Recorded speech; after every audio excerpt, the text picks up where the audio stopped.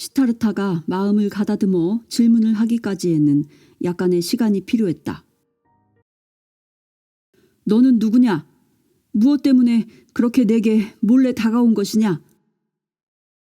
다른 소녀는 아무런 대답을 않고 시타르타를 빤히 바라보았다. 그는 수가 매우 많이 놓인 옷을 입고 있었고 그것은 그가 어떤 왕의 궁정에서 총애를 받고 있음을 나타내는 것이었다. 그 옷 아래 그의 몸은 날씬한 체격에 이미 근육이 발달하고 있었다. 그는 최소한 12살은 되어 보였다. 나는 몰래 다가가지 않았어. 네가 알아차리지 못한 것뿐이지. 미안해. 시타르타의 온순함에 소녀는 몸을 쭉 펴서 키를 다 드러내더니 팔짱을 꼈다. 나는 너를 찾아온 거야. 내가 온다는 말 못 들었어? 시타르타는 고개를 흔들었고 소녀는 동정하는 표정을 지었다. 너는 말이 별로 없구나. 하루 종일 바위 아래서 보내니? 얼굴이 너무 창백하다. 그의 조롱은 점점 힘을 잃어갔다. 시타르타는 자신이 창백하지 않음을 알고 있었고 비록 처음에는 겁을 먹었지만 낯선 이가 두렵진 않았다. 그는 말했다. 네가 내 사촌인 모양이구나. 온다는 말은 들었다. 거봐, 너도 하려고만 하면 말을 잘할 수 있잖아. 시타르타는 아무 말도 하지 않았다. 이 공격적인 방문자의 도착은 그의 하루에 또 하나의 원치 않는 충격을 더한 꼴이었다. 부왕은 아들을 볼 수 있는 사람의 숫자를 제한했고 실제로 그와 대화를 나눌 사람은 더욱 제한했다. 너 이름을 기억할 수 있겠니? 내 이름은 데바다타고 너와 마찬가지로 능력도 출신도 좋지. 그 사실도 기억해두는 게 좋을 거야. 시타르타는 고개 숙여 인사를 할 수도 있었고 심지어 이런 속사포처럼 쏟아지는 무례한 말을 들은 뒤에도 그럴 마음은 남아있었다. 그는 아버지가 한 말을 기억했다. 너는 날로 외로워지는구나. 무언가 방법을 강구해야겠다. 다음 날 시타르타에게 적합한 동물을 찾는다는 명령이 다른 왕국을 비롯한 곳곳에 알려졌고 수토다나는 자신의 선택에 흡족해했다. 데바다타는 샤카 왕족 가문에서 태어났고 자신이 왕자로 있는 왕국에서 수토다나의 왕국까지 가파른 길을 말 위에 앉아 여행할 수 있을 만큼 나이도 들었다. 데바다타는 농담도 지겨워졌던지 시타르타가 쓰고 있던 모자를 잡아채서는 손이 닿지 못하게 높이 치켜들고서 키 작은 시타르타가 모자를 향해 껑충껑충 뛰는 모습을 지켜보고 있었다. 우리는 서로 이해해야 할 것이 있어. 단지 너와 나 사이에만. 그가 말했다. 나는 그러고 싶어서 우리 집을 떠나온 게 아니야. 나는 내 의지대로 할 만큼 나이가 든 건 아니거든. 하지만 매번 그런 건 아니야. 데바다타는 의미심장하게 웃었다. 나는 이런 고약한 곳에 오고 싶지 않았어. 너를 만나고 싶지도 않았고. 그는 모자를 시타르타의 머리에 다시 쑤셔박았다. 시타르타는 한 발짝 뒤로 물러나 만약 그래야만 한다면 복도를 뛰어 달아날 수 있게 준비했다. 너는 정말 거머리가 무서운 모양이구나. 그렇지? 데바다타가 조롱했다. 아니야. 시타르타가 말했다. 누군가에게 들켰다는 게 부끄러웠지만 누구라도 자신이 두려워한다고 생각하는 것은 더욱 원치 않았다. 특히 자신을 적처럼 여기며 같은 지붕 아래 살 사람이면 더욱 그랬다. 데바다타는 셔츠를 벗어 가슴 전체에 나 있는 10여 개의 오래되지 않은 상처를 보여주었다. 검은 피부에 난 상처는 반달 모양의 밝은 핑크색이었다. 지난달에 열이 났어. 그래서 의사들이 거머리 요법을 써서 나를 살려냈지. 그래서 네 아버지 방에도 사람들이 있었던 거야. 아마 너의 아버지도 돌아가시겠지. 데바다타는 작은 소년을 내려다보았다. 나는 그런 것에 대해 너같이 아기처럼 굴지 않았어. 너하고는 달라. 한번 만져봐. 정말 겁나는 것이 아니라면 말이다. 더 이상 참고 싶지가 않아서 시타르타는 몸을 돌려 기다란 복도를 뛰어내려갔다. 그는 모든 것에서 달아나고 싶었다. 무례한 사촌도, 피 빨아먹는 벌레가 담긴 양동이를 든 의사들도, 그리고 무엇보다도 자신이 악몽 속에 갇혀 있다는 무기력한 느낌에서도 말이다. 달리는 그의 귀에 조롱하는 웃음소리가 들려오고 있었다. 얼마 후 수도다나는 궁정에서 건방진 데바다타를 소개하며 의기양양해하고 있었다. 이 소녀는 나와 피가 섞인 왕자다. 나의 둘째 아들처럼 대하도록 하라. 그는 신하들에게 선언했다. 하지만 뒤로는 늘 하던 대로 이 새로운 손님에게 감시자를 배치했다.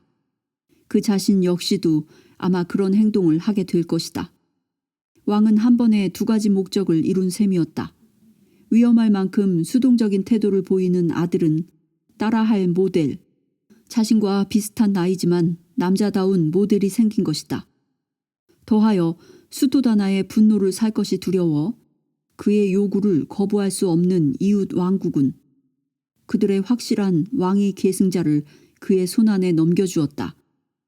자신의 영역 안에 데바다타를 묶어둔 후 수도다나는 조숙한 소년에게 아낌없는 웃음을 보냈고 셀 수 없는 그의 변덕을 다 들어주었다. 그 해 봄이 오자 왕은 데바다타를 환영하는 성대한 축하연을 열었다. 동트기 전에 잠이 깬 시타르타는 그날 일어날 일들을 생각하고 기분이 좋아졌다. 그는 사람들이 왕국 성벽 밖에도 산다는 것을 알고 있었지만 그것이 어떤 것일지는 단지 상상할 수밖에 없었다. 가장 평범한 일, 먼지 나는 길을 걸어 시장 마을을 통과하는 일은 놀라울 것이었다. 비록 그는 한 번도 마을을 본 적이 없고 아주 먼 곳으로 가는 길에 대해선 책에서만 읽었지만 말이다.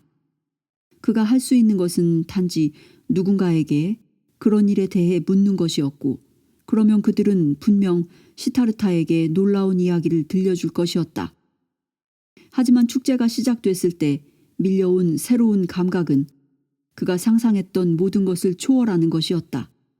신의 초상이 그려진 화려한 현수막과 찬란한 등불, 금이 박힌 장식들은 왕국 마당을 신화 속 같은 장소로 탈바꿈시켰다. 그는 고개사와 재주를 부리는 마술사들 사이를 비집고 달렸다. 그는 화려한 탈을 쓴 떠돌이 이야기꾼들의 이야기를 입이 벌어지는 줄도 모르고 들었다.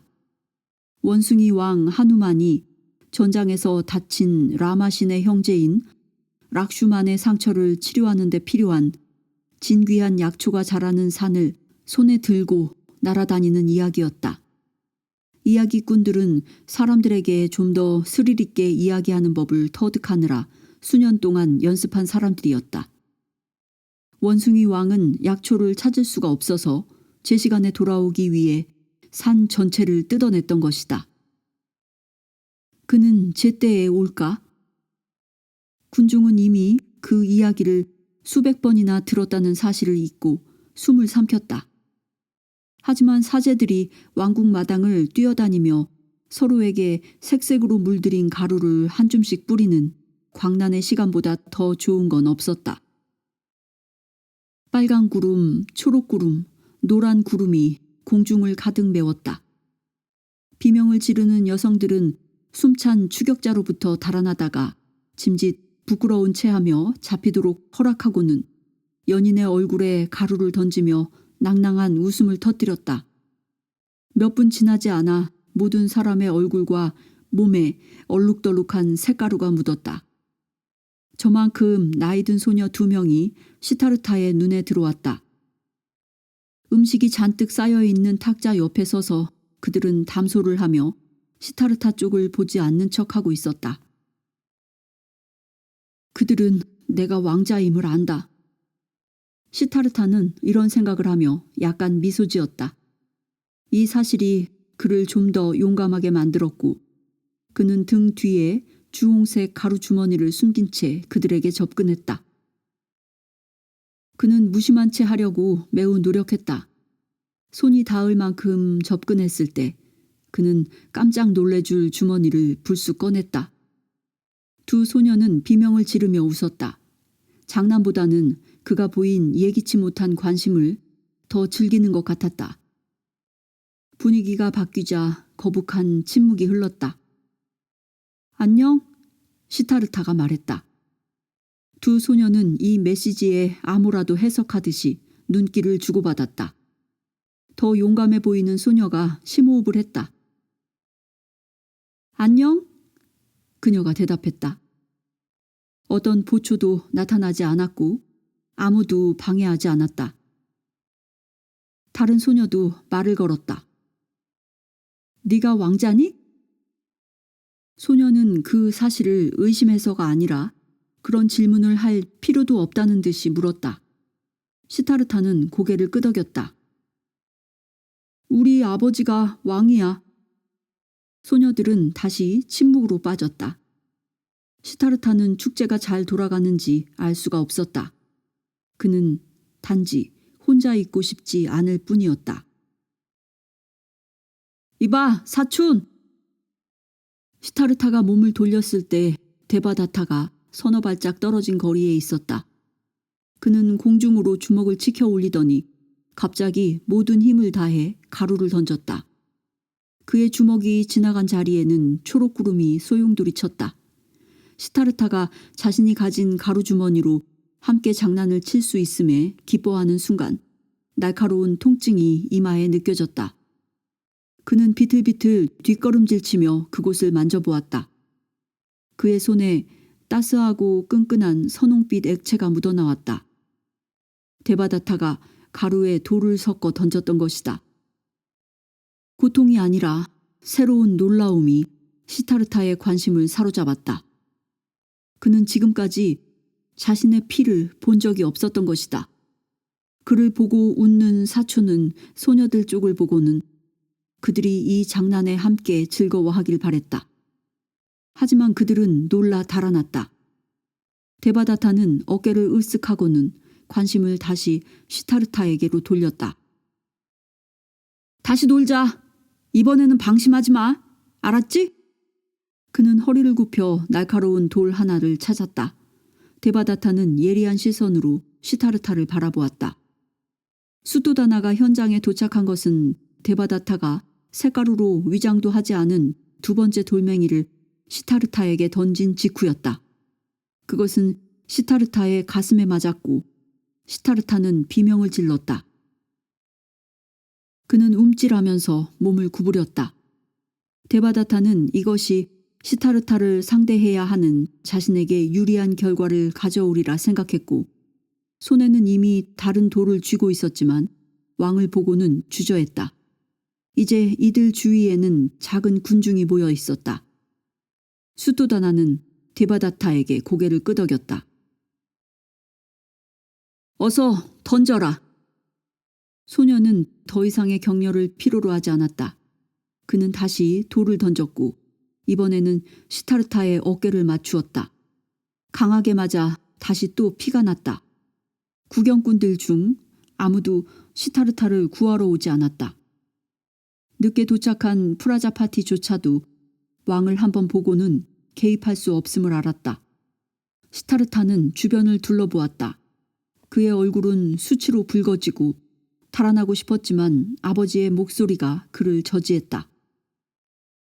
아니다. 그대로 있거라. 신하들은 불안한 눈길을 교환했다. 좀 더 마음이 약한 여성들은 가슴에 두 손을 모아 꼭 잡고 있었다. 수도다나는 아들에게서 눈길을 떼지 않고 무표정하게 그의 반응을 지켜보고 있었다. 소년이 움직이지 않고 다만 넋나간 듯 먼 곳을 응시할 때 아버지는 들릴 듯 말 듯 콧방귀를 뀌었고 데바다타는 이를 자신이 이겼다는 신호로 여겼다. 그는 긴장을 풀고 주먹에 쥐었던 돌을 버리고는 희생자에게 마지막으로 동정 어린 시선을 던졌다. 그러고는 구경꾼들 사이를 밀치고 사라졌다. 수도다나는 앞으로 나가 아들 옆에 무릎을 구부려 앉았다.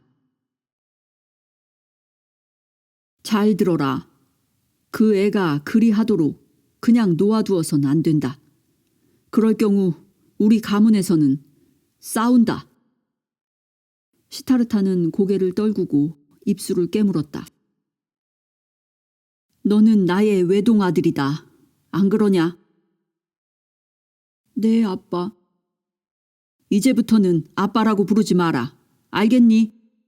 오늘부턴 폐하라고 하거라. 시타르타는 자신의 손에 돌이 들려지는 걸 느꼈다. 아버지의 커다란 손이 그에게 주먹을 쥐어주고 있었다. 가거라. 왕은 일어섰고 신하들은 서로 갈라져 데바다타가 간 쪽으로 길을 냈다. 시타르타는 손에 쥔 단단한 돌에 날카로운 모서리를 느꼈다. 그는 용기를 내어 달렸지만 한 발자국 떼자마자 아버지의 목소리가 그를 저지했다.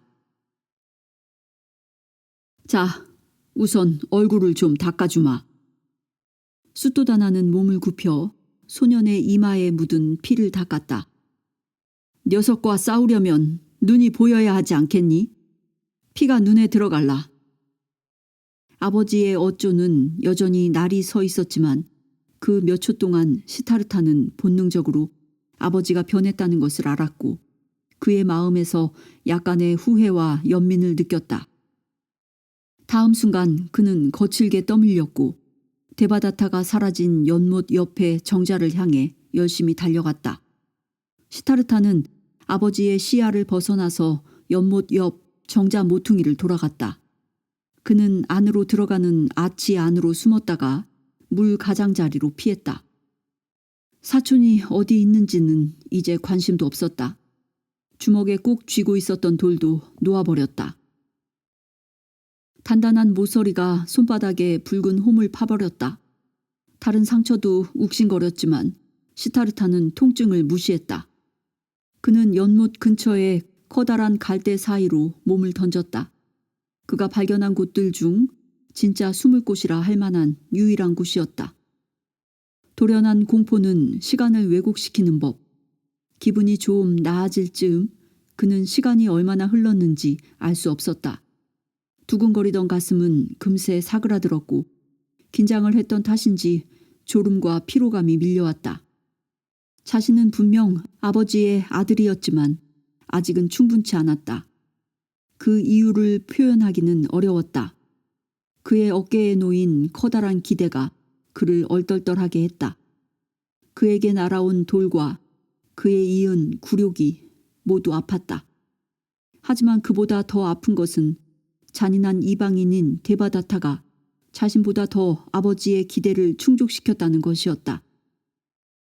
시타르타는 머리 위에 날개를 펴고 유유히 선회하는 매를 바라보았다. 왕국 성벽 너머를 볼 수는 없었지만 머리 위 하늘은 쳐다볼 수 있었다. 이윽고 매는 마치 가위처럼 날개를 접더니 땅으로 강하했다. 순식간에 매는 도피의 상징에서 아무것도 모르는 먹잇감으로 돌격하는 치명적인 무기로 돌변했다. 그 순간 시타르타는 매에게서 아무런 낌새도 알아채지 못했지만 매는 바로 마라였다. 악마 마라의 먹이는 시타르타가 아니라 뜻밖에도 데바다타였다. 낯선 이를 발견한 데바다타는 저기를 드러내며 칼을 들어 공격했다. 나에게 칼을 뽑다니 이렇게 불친절할 수가. 이방인은 담담하게 말했다. 하지만 마라는 모두에게 다 친절하지. 그는 데바다타에게 다시 칼을 돌려주었다. 칼은 뻘건 석탄만큼 뜨거웠고 소녀는 고통스런 비명과 함께 칼을 떨어뜨렸다. 빌어먹을 악마 같으니. 마라는 그렇게 빨리 자신의 존재가 드러나자 조롱하며 절을 했다. 나를 욕할 만큼 용감한 사람도 많지 않지. 적어도 첫 대면에선. 대체로 사람들은 공포에 질려 있거든. 데바다타는 도전적인 눈길로 노려보았다. 대체 왜 여기 있는 거냐? 나는 아직 죽지 않아. 그는 확신에 찬 투로 말했다. 마라는 아무런 대답도 하지 않고 한쪽 팔을 올린 채 망토의 끝자락을 걷어 올리고 있었다. 망토의 안감은 검정색이었다. 데바다타의 눈길이 잠시 거기 머무는 순간 망토는 팽창했다. 한순간 망토는 마라의 머리 위에서 물결처럼 선회하더니 커다랗게 팽창하며 소년을 휘감았다. 이제 정자는 통째로 사라졌고 데바다타는 따스하지만 숨이 막힐 것 같은 완전한 어둠 속에 감싸였다. 비명소리와 함께 그는 아득한 허공 속으로 곤두박질 쳤다. 얼마나 오랫동안 낙하했는지 알 길이 없었지만 그가 대지에 닿았을 때는 분명 뼈가 으스러질 듯한 충돌이 있었다. 한순간 데바다타는 정신을 차리지 못하고 가엾게 꿈틀거리고 있었고 거센 바람이 그를 강타한 후에야 자신이 차가운 돌 위에 누워있음을 깨달았다. 내가 어디 있는 거냐? 알려줘! 데바다타는 고함쳤다. 오, 말해주지. 절대 두려워 말라. 마라의 목소리는 바로 옆에서 들렸다. 데바다타는 마라를 때리려 손을 뻗었다. 그는 두려운 만큼 분노에 차 있었다. 좀 더 정확히 말해서 그는 엄습하는 공포를 분노로 견디고 있었다. 그의 주먹은 빈 허공을 쳤다. 마라는 소년을 경탄했다. 아무리 실속 없는 허장성세라 해도 이렇게 어린 인간이 고난에 처해 저렇게 두려움 없는 경우는 드물었다. 마라는 특정한 자질을 가진 사람이 필요했다. 성미 급하고 무모하며 자신이 처한 위험의 한계를 판단할 수 없는 사람. 교활하지만 자신의 오만에 넘어가는 어리석은 인간 말이다. 이자라면 바로 적격자였다. 네가 원하는 게 무엇이냐? 데바다타는 어두운 허공에 대고 외쳤다. 하지만 그는 서서히 이 어둠이 완전한 것이 아님을 인식했다. 저 멀리 희미하게 반짝이는 것이 있었다. 그 빛과 돌바닥으로부터 그는 자신이 동굴 안에 있다고 추측했다. 공기가 냉랭한 걸 보니 산속 동굴인 모양이었다. 마라는 모든 것을 설명해 줄 수도 있었지만 기다리며 관망하기로 생각을 바꿨다. 오만과 허세에도 한계가 있는 법이니 그는 때를 기다리기로 했다. 1시간, 2시간, 그리고 6시간 후 추위에 떠는 데바다타의 이빨이 부딪는 소리가 들리고 그 가슴에 절망이 커지는 것을 감지했다. 지금이다. 너는 여기 배우기 위해 온 것이다. 마라가 말했다. 침묵이 깨지자 데바다타는 깜짝 놀랐다. 하지만 이번에는 자신의 분노를 자제했다. 그동안 그의 이성이 작동할 시간이 있었고 자신이 악마의 세력권 안에 있음을 알고 있었다. 정확히 누군지, 왜 그러는지 아직은 분명하지 않았지만 또 다른 계략이 있을지 조심해야 했다. 2번이나 당할 순 없었다. 나는 왕자다. 너와 협상할 수도 있다. 그가 말했다. 그의 눈은 악마가 모습을 나타낼 때를 대비하여 좌우로 분주히 움직였다. 마라는 정자에서처럼 모습을 드러냈다. 검은 망토를 입은 키가 큰 이방인이었다. 너는 내 말을 듣지 않고 있구나. 너는 여기 배우러 온 것이야. 무엇을 말이냐? 침묵이 흘렀다. 나는 듣고 있으니 말하라. 마라는 소년의 목소리에서 패배의 기색을 감지했다. 더 이상 자신이 상수인 척 여유로울 수가 없었던 것이다. 왕이 되는 법을 배우지. 마라가 말했다. 웃기지 마! 소녀는 버럭 열을 올렸다. 나는 결국엔 왕이 될 것이다. 네가 누군지 몰라도 그런 일에 네가 필요하진 않다. 우습군, 이 바보 같으니. 네가 집을 떠나온 순간 너는 그 기회를 포기한 거야. 그곳에 너를 기다리는 왕좌는 없어. 지금도, 앞으로도, 영원히. 거짓말! 데바다타의 분노가 폭발하는 것을 보고 마라는 다시 기다리기로 결심했다. 다시 2-3시간이 흘렀고 데바다타는 더욱 춥고 외로워졌다. 악마의 말이 그의 가슴에 들어왔다. 마라는 호의가 때로는 두려움만큼이나 효과가 있다고 믿었다. 마라가 손뼉을 치자 소년 앞 조금 떨어진 곳에 작은 모닥불이 나타났다. 데바다타는 급히 달려가서는 온몸을 녹였다. 네가 왕좌를 차지할 단 한 가지 길은 시타르타의 몫을 가로채는 수밖에 없다. 마라가 말했다. 불빛에 데바다타의 눈이 번들거렸다. 언제나처럼 악마는 이미 포로의 마음에 있는 생각을 파악했다. 그의 아비는 너무 강해. 너는 그를 무너뜨릴 순 없다. 하지만 그를 통해 그 아들을 폐위시킬 순 있지. 마라의 말은 한마디 한마디 데바다타를 더욱 분노케 했다. 그는 이미 자신이 처한 고통과 위험을 잊고 있었다.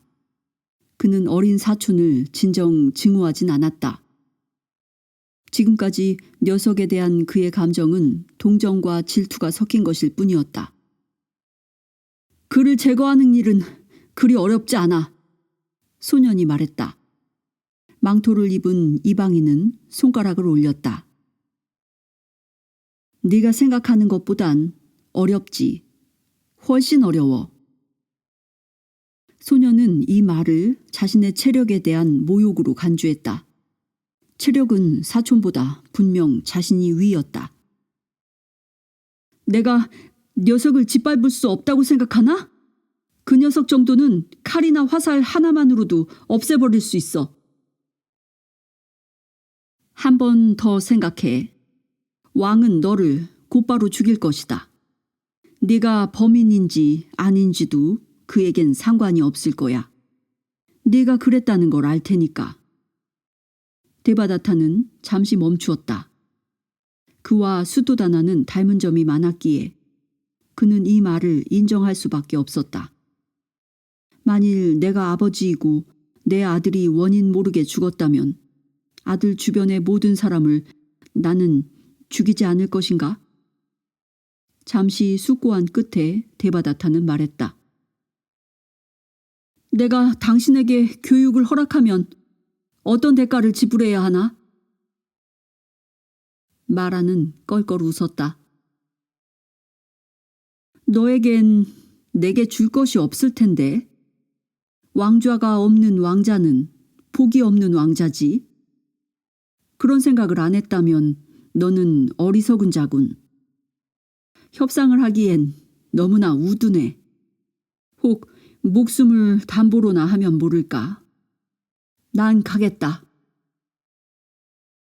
기다려! 나를 여기에 그냥 두고 갈 거냐? 두려워하는 소년의 목소리에 마라는 유쾌했다. 마라는 다시 손뼉을 쳤고 타닥거리던 모닥불이 꺼졌다. 그는 자신이 만든 이 서막이 마음에 들었다. 소년을 동굴에서 하룻밤 쉬게 하자. 그는 얼어 죽을까봐 두렵겠지만 마라는 생명의 불꽃이 꺼지지 않게 할 수 있었다. 죽음에 대한 통제권을 세세한 곳까지 관장하는 것은 결국 그가 아닌가. 기다려! 소년은 더욱 큰 소리로 외쳤지만 그의 내려앉는 가슴은 이미 자신이 이제 혼자임을 알고 있었다. 근처에는 아무도 없었고 다만 가라앉은 어둠과 동굴 입구에서 들어오는 희미한 빛뿐이었다. 데바다타는 한 손으로 동굴벽을 붙들고 입구를 향해 기어갔다. 그는 큰 돌 위로 기어올랐다. 쥐 같은 무언가가 발 위로 기어가는 것이 느껴졌다. 빛이 있는 곳에 이르렀을 때 생각보다 커다란 입구가 눈앞에 펼쳐졌다. 데바다타는 동굴을 나와 단단히 얼어붙은 차가운 눈 위로 발을 디뎠다. 사방이 온통 얼음이었다. 그는 진정 겁없는 수도자들이나 홀로 있기 위해 찾을 만한 히말라야 정상 근처에 있었다. 하지만 이 황량한 풍경에서 데바다타는 성스러운 존재를 아무것도 느낄 수 없었다. 인간이 근처에 왔던 듯한 흔적은 없었고 아래로 내려가는 길에는 희미한 자국조차 없었다. 데바다타가 볼 수 있었던 것이라곤 지평선 아래로 사라지기 직전에 지는 해를 흘낏 본 것뿐이었다. 마음속에 아무런 생각도 떠오르지 않았다. 그 자신과 신속하게 내려앉는 어둠 사이에는 아무것도 없었다.